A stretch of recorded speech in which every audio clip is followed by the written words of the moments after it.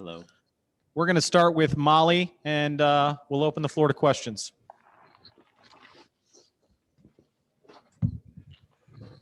Hey, Molly, what do you guys think of the start you got off to? Just maybe points of emphasis that you felt like you guys were executing to keep yourselves in the game early? Yeah, I definitely think that we emphasize rebounding because they're obviously one of the best rebounding teams in the conference, and our bigs did a really good job of getting their posts out, and our guards did a good job of peeling back and getting those rebounds. I can take out my mask. Oh, sorry. What do you think? Don, go ahead. I was just going to ask what you thought, Molly, about the third quarter. That was when they kind of gained some separation and maybe put a little bit of distance between you and them. What changed, or what do you think enabled them to kind of build their lead a little bit? Yeah, I think they got a lot of momentum off of our turnovers. They pushed the ball out, got easy transition layups, and they got to the free throw line. So that was definitely a change in pace. Matt, we'll go back to you. We'll just toggle back and forth between you guys. Sounds good. Cameron Taylor was hard to stop today. I think the only shot she missed, she actually got the rebound and put it back up. So how much trouble did she give you guys, and how hard was it to slow her down? Yeah, it was tough. We weren't we weren't sure that, or we did a good job of stopping their, Lot and Van Clunen, but she came out scoring, and we did a good job of, helping down on her towards the end there. But yeah, she was just, once we didn't squeeze up on her, she just hit every shot. So With the turnovers, is it their pace that kind of speeds you up a little bit, or just kind of bad decisions? I don't know. You guys normally take care of the ball pretty well, so I wonder what you thought of the mistakes and what led to them. Yeah, I think they might have sped us up a little bit. Personally, yeah, just making bad decisions. One more question for each of you. Matt? Do you guys feel like you missed an opportunity in that first quarter with how well you were playing defensively? If you had cleaned up some of those turnovers or not been as turnover prone, maybe you'd been able to build a little bit of a cushion there instead of trailing by 2 going into the second. Yeah, definitely. Just going back to the turnover part, I think we could have we had a fire opportunity when we could have hit 2 shots and we ended up turning it over. So yeah, just taking care of the ball was the biggest thing.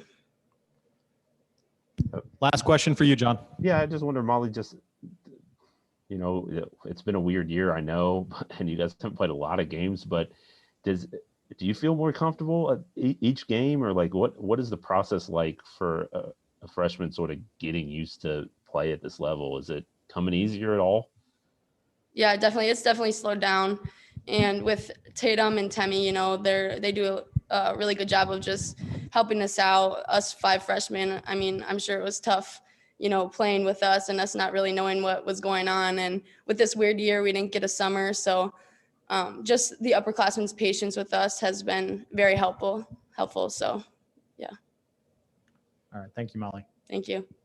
Thanks, Molly. Thanks. Flan's here, so we'll have him just jump on in. Okay. And we'll just go back and forth like we did. Yeah, you guys can go back and forth as many times as you want with Flan. You don't have to keep yelling at us. Yeah. Flan, let me adjust the screen, but once I do and give you a holler, you can have an opening statement. Give me a second. I didn't realize how tall Flan is. Oh, yeah. I was 6'4" in college, but not. I was listed at 6'4". I'm 6'3" at the most, probably. Go ahead, Flan. Do it with an opening statement. Okay. Why'd you want my forehead in there, Glenn? Why couldn't I just go from the nose down? My wife put some of that gray. I don't know. It comes in just a little carton, and it's like anti-graying. And she bought some of it, and she was talking to me about it, and I was like, yeah, whatever. Like, I don't care. Like, whatever. And then the next day, or maybe even that night, I found it like in my toiletry bag. So she went from hinting that I needed to use it to telling me that I needed to use it. I'm like, anyway, but to be honest, today didn't make me any more gray. I was proud of our team. I mean, we obviously weren't good enough offensively, but I thought for a quick turnaround, and as young as we are, our kids defensively really battled and we rebounded. I mean, we talked about defensive rebounding and crowding the post and a little bit of personnel. And I thought we were really good. I mean, but we obviously weren't good enough offensively. And the turnovers, I mean, to your question about Molly was good. I mean, that first quarter feels a lot different if you're up 4 or 6 or 8 instead of down 2, but the 8 turnovers is just,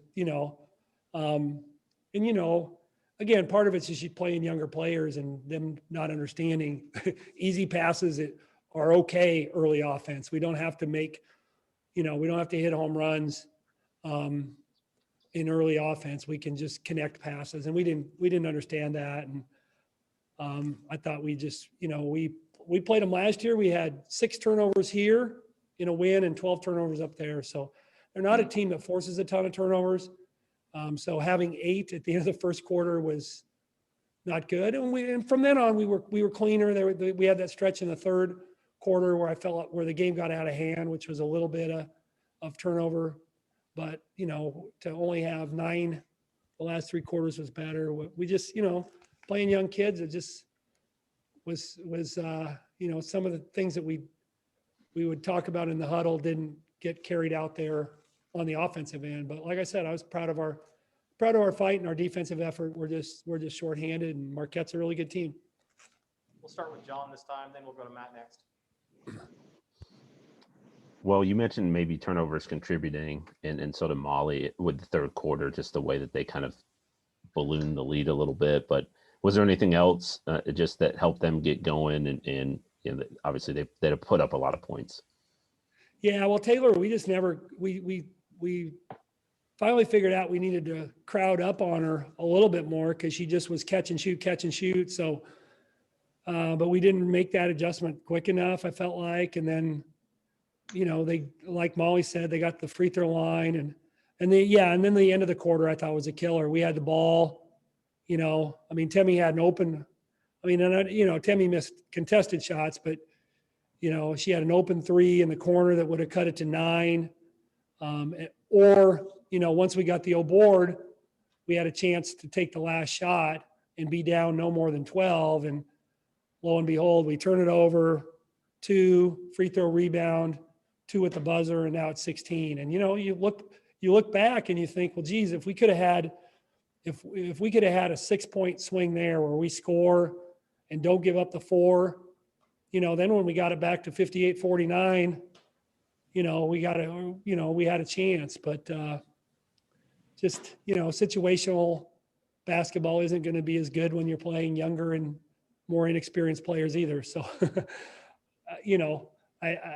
and we haven't added a lot of practice time, and I know that's an excuse, but just, we're trying to reintroduce some of our, more primary actions, let alone, get to us, hey, we need to work on situations. And so we're behind there. Hey, Flan, this might be a really stupid question, but with a young team, I don't know if this is true or not, but is it easier to play defense in front of your own bench just because there's more energy and communication that you can fly around to and you're quicker to it? Did you notice that with a young group, the attention to detail fell off in the second half in those areas where you guys were covering up the post touches as opposed to the first? I think for sure it does. I mean, we talk about that, a lot of times coming out of halftime, we'll say, hey, you're going to be at the other end in this half. And so you guys need to be doing the communicating, and you need to, I think you're conscious of that. I've said that many times. So it's not a stupid question. It's actually an insightful question, because as a coach, especially with a younger team, to your point, you worry about a drop off. And I think that was probably some of it. Maybe a little bit of it was fatigue, Molly played a lot of minutes, and, Emma, we had young players play a lot of minutes, and I think, just maybe got a little rattled. It's too bad, if we could have kept that thing at 8 or 9 or 10 through 3 quarters, then at least you have a fighting chance, but it got away from us. Each player is different, I know, but are the freshmen they ahead of where they would normally be just because they're getting so much playing time, or is the disruption of practice like totally kind of throwing their development track off Right. base? It is a kind of a catch-22 because you're right. We haven't maybe practiced as much, but I think the first of all, I do agree. I think they're ahead because we've had to play them. I mean, in some cases because they probably would have played even if we had Rachel and Carly and Tatum. I mean, we might have, they would be getting, some of them would be getting some minutes, but now they're all getting minutes, and so there's nothing like game experience. And the other part is, maybe they're not going to hit I think sometimes with freshmen, especially if they're not, okay, if you're Emma and you're getting to play a lot, like you're probably not going to hit a freshman wall because you're getting to play a lot. But if you're somebody who's playing a little bit less and college season's longer and we did more in the fall than they do in high school, then I think you're worried about those freshmen hitting the wall. But I would think their enthusiasm for getting in the gym and working is greater based on the fact that they're getting to play and hopefully make up for 4 weeks off too. So yeah, I think it's been a good thing. I mean, I just looked at the stat sheet. I mean, 14 of our 15 offensive rebounds were freshmen. And that's a super positive because we, as you guys who've covered us know, we're not a good offensive rebounding team. And, when you're looking for that cultural barrier, like who's going to come in and change the culture and make us be a better offensive rebounding team? And lo and behold, we maybe have more than one or two that are interested in offensive rebounding. Don't write that in the paper though, John. I get your point. Then Audrey and Jalen are going to come back to me and say, well, But Matt, it's apparently okay to go in white and blue. yeah. Well, online has more leeway, I guess. It's more Yeah. teeth, maybe. Yeah. I think I think we've kind of danced around it a little bit, but I don't know. Your freshman played well, but it just seems like still, if Temmie's off, that's kind of a recipe for opposing teams to feel good about their chances. If they can hold her down, they can probably feel good about where they're at. And I just wondered what you saw from Marquette's defense today with the longer wings. Certainly Selena's one of the best defenders in the league in terms of how she was able to keep Temmie down to what she was at today. Right. But I think so. And they were able to rotate defenders on her a little bit. And we rotated Molly onto a lot. But I think, I thought at halftime, we had to be saying, oh, geez, Temmie hasn't made anything, but neither had Lott. And so you think, well, if those two can cancel each other, because I think Lott's a really good player. I mean, she's a two-way player. I think I voted for her for preseason player of the year because I just appreciate all the things that she does. But, I mean, at halftime, yeah, Temmie hadn't made anything, but neither had Lott. So it's a 3-point game. I thought just, Temmie had a couple, easier looks, I thought, in the second half. And she took a lot of tough shots, but, and then Lott got going in transition.